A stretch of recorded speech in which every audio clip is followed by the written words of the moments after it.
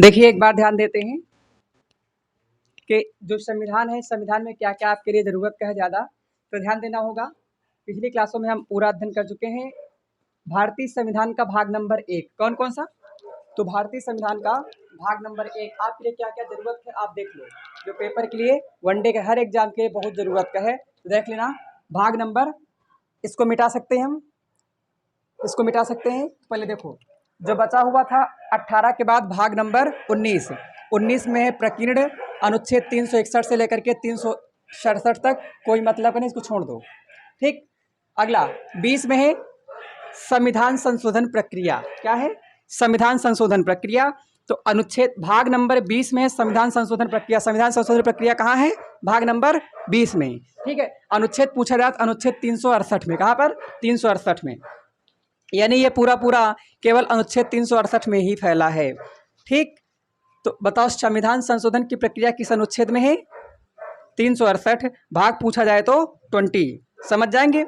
लेकिन एक सवाल ये पूछता है कि बताइए संविधान संशोधन की प्रक्रिया मैंने कहाँ से ग्रहण की है? आंसर होगा दक्षिण अफ्रीका। कहाँ से? दक्षिण अफ्रीका। दक्षिण अफ्रीका की राजधानी क्या है? प्रिटोरिया। क्या नाम? प्रिटोरिया। और दक्षिण अफ्रीका देश में ही दो देश हैं, एक का नाम है सुमेरू जो है, और एक का नाम है स्वाजीलैंड। क्या नाम है? स्वाजीलैंड। ठीक है, और एक लसाथो नाम का एक देश है। क्या है? देश है। ठीक है, लसाथो नाम का देश है, उसकी राजधानी सुमेरू है। क्या है? सुमेरू। ठीक है, तो देश का नाम क्या है? लसाथो, और राजधानी क्या है? सुमेरू। देश का नाम क्या है? लसाथो, और राजधानी का नाम क्या है? सुमेरू। एक देश ये हो गया, और दूसरा है स्वाजीलैंड। स्वाजीलैंड देश का नाम है, इसकी राजधानी क्या है? लिखा है मबाबमे। ठीक, इतना जरूरत का नहीं है। स्वाजीलैंड और लसेथो कहाँ पर है? ये दक्षिण अफ्रीका देश के अंदर है। ठीक, क्या है? खुद एक देश है। अच्छा, परेशान होने की जरूरत नहीं है। दक्षिण अफ्रीका की राजधानी क्या है? प्रिटोरिया। आपसे पूछा जाए दक्षिण अफ्रीका का गांधी किसे कहा जाता है? Nelson Mandela. किसको? नेल्सन मंडेला को। समझ जाओगे, नेल्सन मंडेला गांधी जी से इंस्पायर हुए थे। ठीक है, यानी प्रभावित थे। गांधी जी किससे प्रभावित हुए थे? वहाँ के व्यक्ति थे, उनका नाम था, ये बड़े भारी क्रांतिकारी और स्वतंत्रता सेनानी और साहित्यकार थे, इनका नाम था रियो टॉलस्टॉय। जैसे अपने यहाँ हम आप ज़्यादा किससे प्रभावित होते हैं? रश्मिरथी से। रश्मिरथी किसकी पुस्तक है? रामधारी सिंह दिनकर की है। समझ जाएंगे ना। उसी तरह ये भी वहाँ के बहुत बड़े साहित्यकार थे। ठीक, तो छोड़ो, संविधान संशोधन प्रक्रिया दक्षिण अफ्रीका से मैंने ग्रहण की है, अनुच्छेद 368 में है। ठीक है, भाग नंबर 20 में है। आगे अस्थायी एवं संक्रमणकालीन उपबंध, इसको छोड़ दो। अगला है भाग नंबर 22 में है संक्षिप्त नाम हिंदी व प्रारंभिक प्रकरण, इसको भी छोड़ दो। ठीक है, अगला बस इतना ध्यान देंगे, ये आपके मूल रूप से 22 भाग थे। क्या थे? मूल रूप से 22 भाग थे। कुछ भाग है जिन्हें जोड़ा गया है संविधान संशोधन करके। देखो जैसे भाग नंबर 4A जोड़ा हो गया होगा। कौन सा? 4A में क्या है? मौलिक कर्तव्य। मौलिक कर्तव्य की घटना हमने कहाँ से ली है? रूस से। कहाँ से? रूस से। आपको पता होना चाहिए। ठीक है, मौलिक कर्तव्य। और ये मौलिक कर्तव्य के बाद ये 42वें संविधान संशोधन में जुड़े हैं। अच्छा, उसके बाद अनुच्छेद जुड़ा कौन? 51A। क्या? 51A। बताओ अनुच्छेद 51 में क्या है? अंतर्राष्ट्रीय शांति। ठीक, उसके बाद आता है भाग नंबर 9A। भाग नंबर 9 में क्या है? भाग नंबर 9 में पंचायतें हैं। क्या है? पंचायतें। लेकिन भाग नंबर 9A में नगर पालिका का वर्णन है, जो 243P से लेकर के 243ZG तक है। ये ज़्यादा ज़रूरत का नहीं है, खाली इतना जानते रहना, नगर पालिका और पंचायतें ये 243 से, अनुच्छेद नंबर 243 में फैले। कहाँ? 243। ठीक, भाग नंबर 9 में पंचायत है और 9A में नगर पालिका है। अनुसूची पूछा जाए तो 9 में पंचायतें हैं और नगर पालिका कहाँ है? तो नगर पालिका भी उसी के अधिकार क्षेत्र में आती है। ठीक, पंचायतों में पूछा जाए विषय कितने हैं? 29 हैं। नगर पालिका में कितने विषय पर अधिकार है? 18। ठीक, इनको जानते रहना। अगला है भाग नंबर 9B, आपसे इतना छोटा सा पूछेगा, ये बताओ सहकारी समितियां कहाँ हैं? तो सहकारी समितियां भाग नंबर 9 में इनका वर्णन है। ठीक, अब बस आगे न जानो, अभी न जानो। भाग नंबर 14 में क्या है? अधिकरण, इसको भी छोड़ दो, समझ जाओगे। तो कुल मिला के बताओ कौन सा ऐसा भाग है जो निराशित है अर्थात संविधान में नहीं है? तो उसका नाम है वास्तविक रूप से 7वें संविधान संशोधन के तहत, 7वें संविधान संशोधन 1956 के तहत 7वां भाग हटा दिया गया।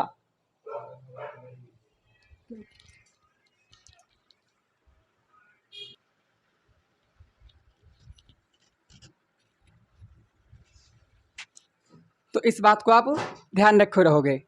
ठीक है, तो ये बताओ टोटल 22 हैं और 22 में से एक निकल गया तो कितने बचे? 21, है ना। और 21 के बाद 1 2 3 4, 21 और 4 कितना होता है?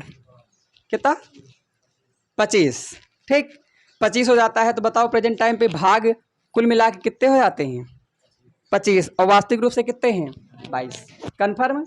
अब इसमें ये जान लो आपके लिए कौन कौन सा भाग जरूरी है। ठीक, इनको आप जान लेते हैं।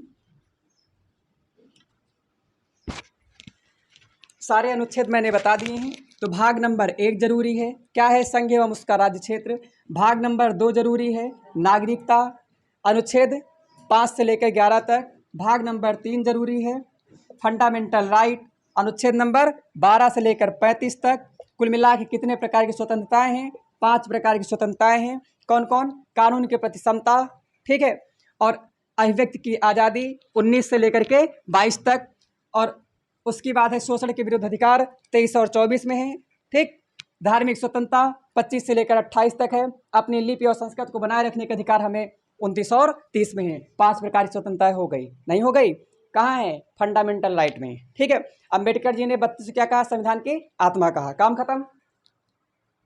भाग नंबर 4 में क्या है? डीपीएसपी। क्या है? डीपीएसपी। और डीपीएसपी कहाँ से कहाँ तक है? 36 से लेकर के 51 तक है। मैंने बेहतर समझा दिया था। अंतर्राष्ट्रीय शांति की व्यवस्था कहाँ की गई है? अनुच्छेद नंबर 51 में। इतना कन्फर्म। आगे बात करते हैं 4A। भाग नंबर 4A आता है जिसमें 51A जुड़ता है। इसमें क्या है? मैंने पूरी बात बता दी है। ये आपको याद ही होने चाहिए, इतने भाग और अनुच्छेद पूरे आपको याद ही होने चाहिए। अनुच्छेद नंबर कहाँ तक? 51A तक। कहाँ तक? ये सब एक तरफ जैसे मैंने बताया है पिछली क्लास में उस तरह याद ही होने चाहिए। इतना कन्फर्म रहेगा? बताओ। फिर आगे भाग 5 में पूछेगा सारा काम हो गया तो बताओ सबसे एक केंद्र सरकार बन जाएगी ना। तो केंद्र सरकार का वर्णन कहाँ है? भाग नंबर 5 में। ठीक, अनुच्छेद पूछा जाए तो 52 से लेकर 151 तक। ठीक, अब इसमें कौन कौन सा अनुच्छेद इंपॉर्टेंट है तो मैंने पीछे बता दिया है। अनुच्छेद नंबर 52 में राष्ट्रपति होना चाहिए। 53 जरूरी है, 54 जरूरी है, 55 जरूरी है, 56 जरूरी, जिसमें सबसे ज़्यादा जरूरी इनमें से 52 है और 54 है। कन्फर्म। आगे पहुंचेंगे अनुच्छेद 60 जरूरी जिसमें राष्ट्रपति का शपथ है। आगे पहुंचेंगे अनुच्छेद 70 जरूरी है। ठीक है, 70 चलो रह भी जाए कोई बात नहीं। 71 जरूरी है, 72 जरूरी है। ठीक है, 71 में अगर राष्ट्रपति उपराष्ट्रपति के बीच में कोई विवाद हो जाता है तो उसको कौन सुलझाएगा? Supreme court. समझ जाओगे। 72 में क्षमादान की शक्ति, राष्ट्रपति को क्षमादान की शक्ति है। कहां पर? 72 में। और अनुच्छेद नंबर 161 में राज्यपाल को क्षमादान की शक्ति प्राप्त है। बस अंतर यह है कि राज्यपाल मृत्यु दंड को माफ नहीं कर सकता है। ठीक, ये ध्यान रखेंगे। आगे पहुंचेंगे 72 के बाद आप सीधे पहुंच जाओगे कहां पर? अनुच्छेद नंबर 108 में। पहली बात तो अनुच्छेद नंबर 85 पर एक बार नजर मार लेना। 85 में क्या है? अनुच्छेद नंबर 85 के अंतर्गत मैंने कई बार बताया है राष्ट्रपति ज्वाइंट कमीशन बुला सकता है, यानी राष्ट्रपति संयुक्त अधिवेशन बुलाता है। क्या बुलाता है? संयुक्त अधिवेशन। किसके अंतर्गत है?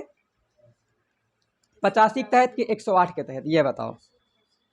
बताओ, राष्ट्रपति संयुक्त अधिवेशन बुलाएगा कौन अनुच्छेद तहत? 108 के तहत।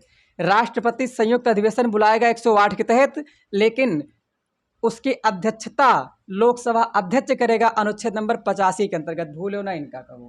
ठीक है, लोकसभा अध्यक्ष अनुच्छेद नंबर 85 के अंतर्गत जो ज्वाइंट कमीशन बुलाएगा यानी ज्वाइंट सेशन बुलाएगा उसे हम क्या कहेंगे? अनुच्छेद नंबर 85 के अंतर्गत उसकी अध्यक्षता कौन करेगा? लोकसभा अध्यक्ष। लेकिन बुलाए कौन? राष्ट्रपति। कौन अनुच्छेद तहत? 108 के तहत, जिसे कहते हैं आहूत करना या सत्र बुलाना। समझ जाओगे? फिर आगे पहुंचेंगे। 110 याद रखे रहना, वित्त यानी जो धन विधेयक है उसकी परिभाषा है, ठीक है। और 111 थोड़ा सा जानकारी कर लेंगे, इनको हम बाद में कर लेंगे, ठीक है। अभी राष्ट्रपति सुन लो खाली। राष्ट्रपति से एक है अनुच्छेद नंबर 123, याद रखना होगा। क्या है? अध्यादेश जारी करने की शक्ति। केवल पेपर वाले सुन लो बस। अच्छा, अध्यादेश जारी करेगा राष्ट्रपति कौन अनुच्छेद तहत? 123 के तहत, ठीक। उसके बाद अनुच्छेद नंबर 76 के अंतर्गत एक नियुक्ति करेगा राष्ट्रपति, उसका नाम है महान्यायवादी। क्या होगा? महान्यायवादी, ठीक। और आपको पता होना चाहिए महान्यायवादी ये भी बदल चुके हैं। कौन बना? आपको बताना है, ठीक। उसके बाद एक है अनुच्छेद नंबर 148 के अंतर्गत ये कंप्ट्रोलर एंड ऑडिटर जनरल यानी CAG की नियुक्ति करता है। नियंत्रक एवं महालेखा परीक्षक किस अनुच्छेद के अंतर्गत है? 148 के। जरूरत का है क्योंकि इनका भी परिवर्तन हो चुका है। समझ जाओगे? आपको बताना है। आगे देखेंगे, इतना हो गया। आगे है अनुच्छेद नंबर 143 143 के अंतर्गत क्या है? अगर राष्ट्रपति किसी भी संवैधानिक मामले पर फंस जाता है तो उसको सुप्रीम कोर्ट से सलाह लेने का अधिकार है, ठीक। लेकिन ध्यान रहे वह सलाह बाध्यकारी नहीं कि अगर सुप्रीम कोर्ट सलाह दे तो वह मान ही ले, ठीक। ये जिम्मेदारी नहीं है। तो ठीक उसी प्रकार से अनुच्छेद नंबर 131 के अंतर्गत सुप्रीम कोर्ट को भी ये अधिकार है कि वह राष्ट्रपति अगर सलाह मांगते, जरूरी नहीं है कि सलाह दे ही दे। समझ जाएंगे? लेकिन शर्त है अगर संविधान लागू होने से पहले की बात है उस पर जो है सलाह देगा जरूरी है, ठीक। क्योंकि ना तो उसे सुप्रीम कोर्ट जानता है और ना ही उसे राष्ट्रपति जानते हैं। दोनों लोग आपस में मिलकर काम कर लेंगे, ठीक। अगला, इस तरह के काफ़ी सारे अनुच्छेद हैं जो आपको ज़रूरत के समय बताए जाएंगे, ठीक है। इनको आपको ध्यान रखना होगा। कल हम आपको एक तरफ से अनुच्छेद बता देंगे कौन कौन से ज़रूरत के हैं, जो ज़्यादा ज़रूरत के हैं, ठीक। इनको आपको याद रखना होगा। कल आप लोग ST में अच्छे अंक पाए होंगे, है ना। और अगली ST आपकी 9 तारीख को है और 9 तारीख को बहुत ही अच्छी ST के रूप में आएगी। अब उसमें क्या होगा वो तो 9 तारीख को ही पता चलेगा, ठीक। तो आप पढ़ाई करते रहें और पेट में अच्छा से अच्छा स्कोर आप प्राप्त करें, जिसके लिए हम आप सभी अग्रसर हैं, ठीक है। चलो, भाग आपके समाप्त रहे, ठीक। अनुच्छेद की बात हम कल कर लेंगे, उसके बाद कुछ अन्य चीज़ें और देखते हैं। अच्छा, करंट के सवाल अब देख लिए जाते हैं, बहुत अच्छे अच्छे, ठीक है।